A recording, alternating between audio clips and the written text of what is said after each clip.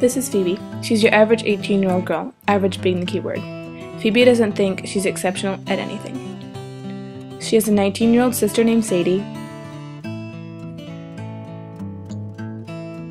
and she also has a 16-year-old little brother named Jack.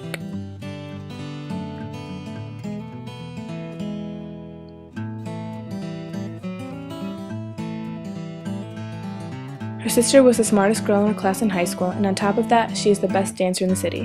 Her brother made the varsity soccer team as a freshman, so naturally, he's the star soccer player.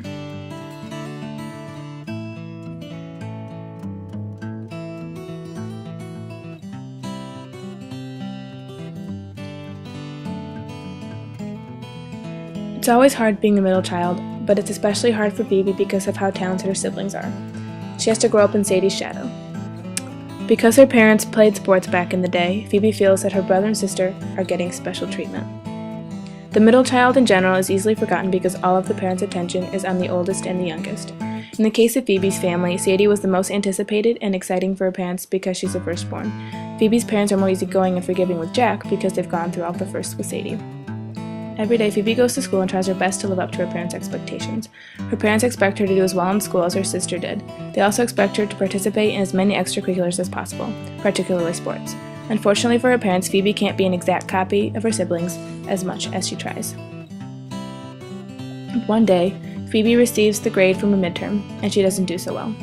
She also has basketball tryouts after school. She has no intention of making the team, but she's trying out just to indulge her parents. When she's around all of these girls, she doesn't feel like she fits in. First, Phoebe can't identify with the smart people. Then, she has trouble identifying with the jocks. She has no idea where she belongs or who she is, and much to her parents' dismay, she didn't make the team. She always wanted to be just like Sadie, but what she doesn't know is that it's because she's always being compared to her, by her teachers, her parents. Because of this, Phoebe strives to be the best Sadie she can be instead of trying to be the best version of herself. She's not being honest with her parents about what's bothering her, and she's doing things that other people want her to do. She doesn't know how to branch out and be different and show her true self. She's afraid that being herself will disappoint her parents. And she has learned early on from Sadie that going against their parents' wishes is not a good idea because when Sadie tried to quit ballet, her parents forced her to continue. After some time, Phoebe finally realizes how exhausting it is to pretend to be someone she's not.